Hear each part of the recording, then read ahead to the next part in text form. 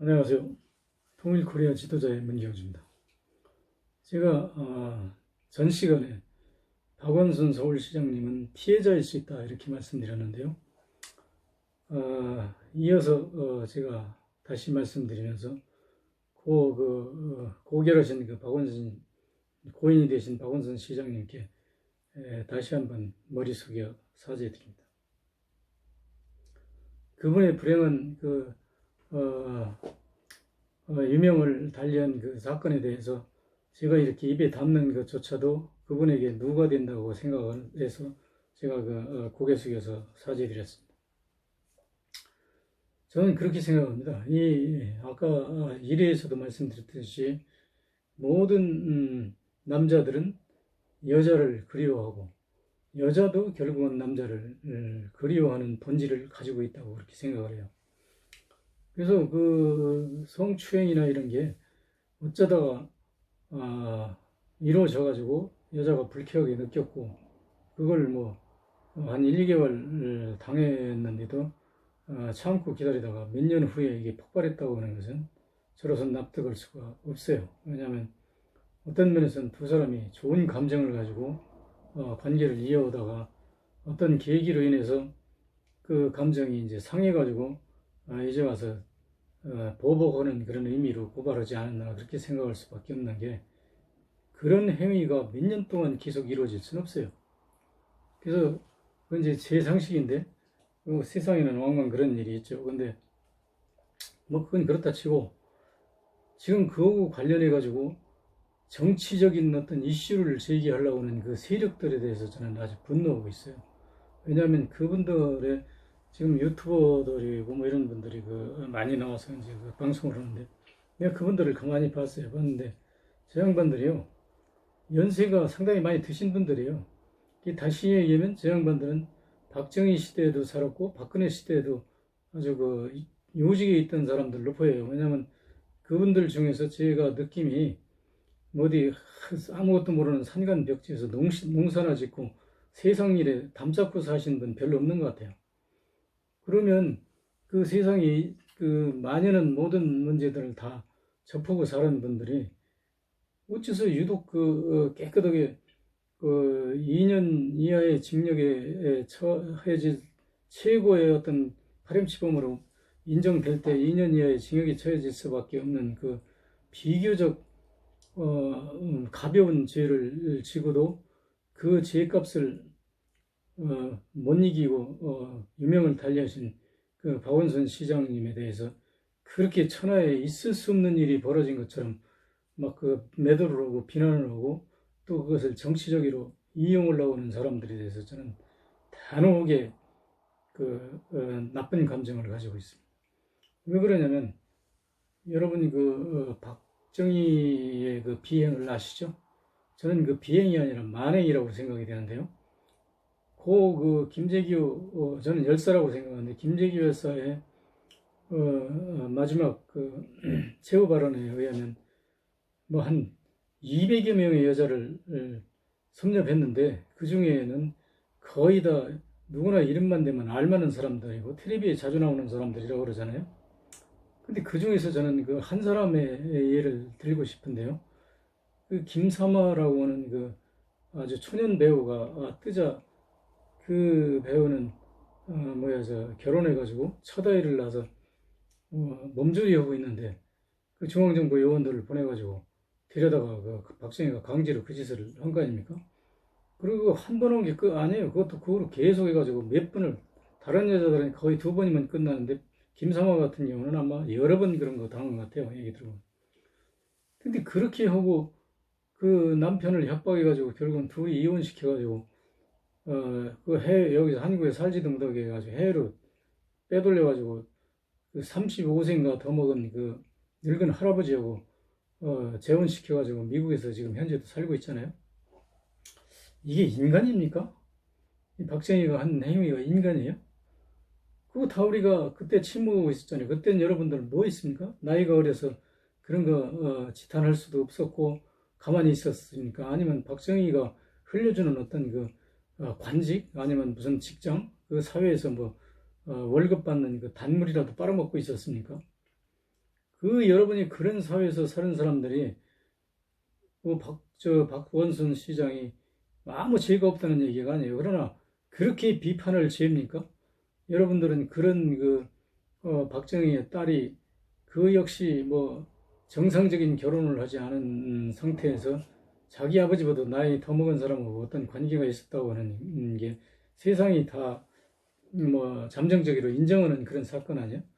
그런 사람이 대통령으로서 청와대에 무슨 비아그라를 그냥 뭐 우리 상상을 초월할 수 없는 식으로 국가 돈 들여서 사들였는데 그거 어디다 썼는지 모른다고 그런 얘기하죠. 그 비아그라를 갖다 청와대에서 폐기 처분시켰을까요?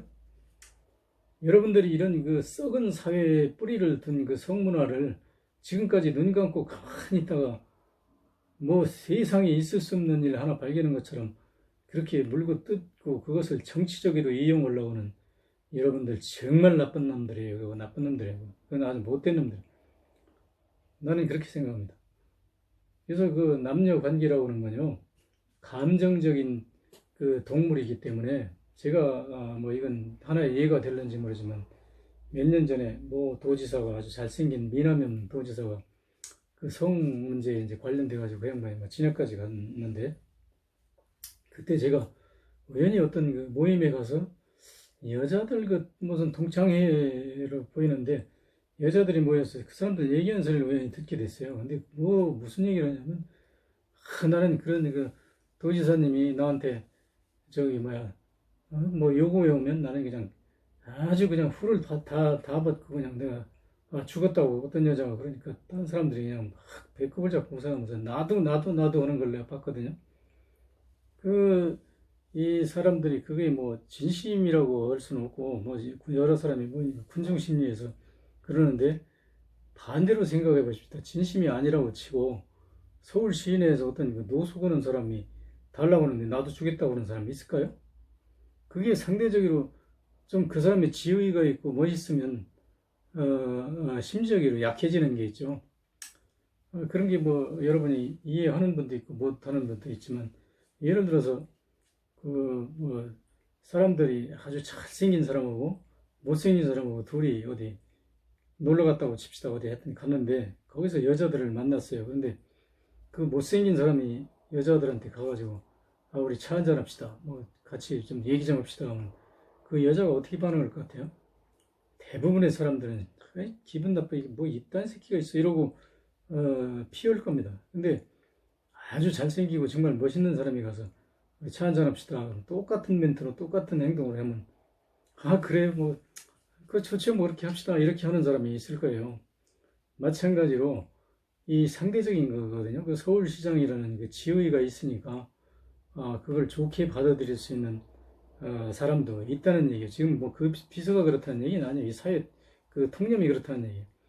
그래서 나도 그런 경우를 많이 겪는데 나는 그 젊어서는 수줍어가지고 여자들 얼굴도 제대로 못 쳐다봤다고 언젠가 말씀드렸죠. 근데 지금 나이가 먹고 나서는 뻔뻔해져가지고요. 여자들한테 막 농담도 오고 그래요. 근데 같은 농담을 우리도 뭐 내가 악의 없다고 생각해서 하여튼 순수하게 잘 받아줘요. 대부분. 뭐 안 받아주는 사람은 나 거의 못 봤는데 안 받아주더라도 그렇게 뭐 적대적으로 대하지는 안 하고 그냥 뭐 무시하거나 그런 경우는 있는데 대부분 잘 받아줘요. 근데 상대적으로 나하고 같은 일행이라도 나보다 좀 더 모자래 보이는 사람이 가서 농담하면 막 성질내는 경우도 봤어요.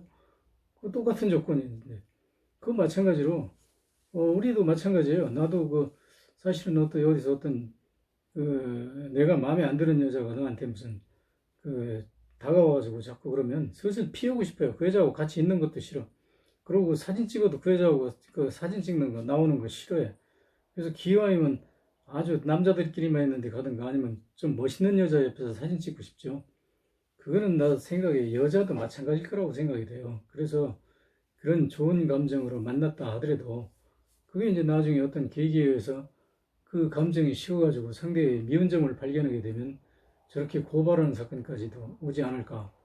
이렇게 본다 그러면 이것은 어느 특정인의 문제가 아니라 인간 누구에게나 그런 오염 요소가 다 있다. 그렇게 생각이 되고 또 그 박원순 시장이 극단적인 선택을 할 수밖에 없는 그 이유를 저 나름대로 이제 유추해 본다면 그 양반이 만약에 돈이 많고 그렇다면 뭐 돈이라도 주고 의료금을 주고 어떻게 해결할 거 아닙니까? 근데 그 돈이 없다고 그러잖아요. 거의 마이너스 인생이라고 하잖아요. 그러면 돈도 없고 그런 그 어떤 그 금전적인 해결을 하려고 그러면 그 양반이 부정을 하든가 뭐 해서 돈을 만들어야 되는데 여러분 그 양반 성격이 부정을 할 수 있겠습니까? 지금 그 양반 돌아가시고 나서 생각해 보세요. 그 양반이 그 부정할 사람인가?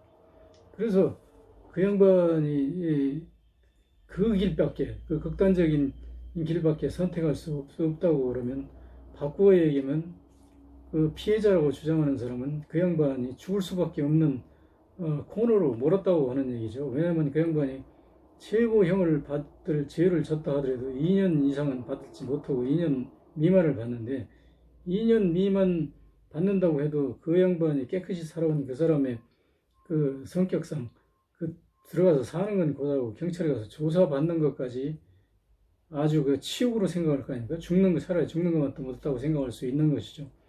이렇게 착한 사람이 과연 그 얼마나 악독한 짓을 했을까? 이것을 요추한다 그러면 그 양반이 오히려 그 피해자일 수도 있다 이렇게 생각이 되는데 그분을 그렇게 일단 그 자기는 앞으로 20년을 산다 그러면 뭐 적어도 2년짜리 죄를 짓고 20년 더 살 걸 안 살고 죽었다 그러면 28년이라는 세월을 더 가혹한 형벌을 받고 이승을 떠난 것이고 뭐 10년을 산다고 해도 8년을 더 덤으로 받고 떠난 분인데 그런 그 위대한 양심가 그래서 그 뭐 자살이 미화하는 건 아니지만 그런 그 양심가를 그렇게 여러분이 매도할 자격이 있다고 생각합니까? 여러분 아까 그 박정희 얘기도 말했는데요. 박정희 김재규가 박정희를 쏘면서 뭐라고 했습니까? 이 버러지 같은 새끼. 그게 아주 아이고 이 버러지 같은 놈 이렇게가 아니에요. 그 사람 사나이에 아주 격한 감정이 실린 이 버러지 같은 새끼 하면서 쏘았다고 하는 그 감정 속에 박정희라고 하는 한 인간이 거기 다 포함되어 있어요. 근데 과연 그 서울시장이 그런 사람입니까? 뭐 이 여자 저 여자 뭐 여러 여자를 데려다가 그렇게 서울시장 지위를 이용해서 괴롭혔다고 그러면 뭐 박정희나 다름을 거 없죠. 그러나 둘만의 만남이 지속되어야 되는 비서와의 사이에서 적어도 몇 년 동안을 지속했다고 그러면 그건 그렇게 가혹한 그 어떤 추행 행위를 했을 것이라고는 상상이 안 됩니다. 물론 그 진실은 나도 몰라요. 그 두 사람 본인만 알지. 그러나 영원히 밝혀질 수 없어요. 가해자가 뭐라고 주장하든 피해자가 그 사실을 인정하지 않는 한 그건 혼자의 주장일 뿐이지 그 죄가 되는 것도 아니에요. 이런 것을 뻔히 알면서 정치 집단이 이것을 정치적으로 이용하려고 한다고 하는 것은 이건 사실은 그 박정희의 그 만행보다 결코 나은 어떤 그 사람들이라고 생각할 수가 없어요. 왜냐하면 그런 어떤 그 남의 약점을 이용해 가지고 그렇게 막 공격을 하는 사람, 예를 들어서 지금 우리나라 어떤 모 검찰이 자기 집안은 아주 그냥 개판 아닙니까? 무슨 사문서를 위조하고 뭐 어쩌고 해가지고 막 돈을 몇 억도 아니야, 막 몇십억, 몇백억씩의 그 이권이 걸린 그런 행위를 한 집안은 다 덮어두고 남은 그냥 그 불분명한 어떤 죄가 있지도 않은 거 무슨 결국은 주식 투자해가지고 손해본 것을 가지고 너 이익 보려고 투자한 거 아니야 하는 식으로 해가지고 뭐 사람을 구속시키고 무슨 졸업장을 위조했다고 뭐 구속시키고 막 하여튼 이런 사람이 그 사람이 뭐라고 그랬습니까? 자기는 법과 원칙에 대해서 한다고 그래가지고 그 법과 원칙에 대해서 행동한다고 하는 그 사람을 지지하는 국민이요. 누구들이냐면 그게 박정희를 지지하는 국민들이라고 생각되고 그 세력들이 우리 국민의 거의 한 절반에 가까워요. 이 사람들 이거 무슨 생각을 하고 있는 거예요? 이게 우리나라 정상적인 사회입니까? 나는 이런 사회를 용납해서는 안 된다고 생각합니다. 이것은 우리가 국민이 다음 선거를 통해서라도 심판해야 된다고 생각합니다. 이상입니다. 오늘 여기까지 하겠습니다.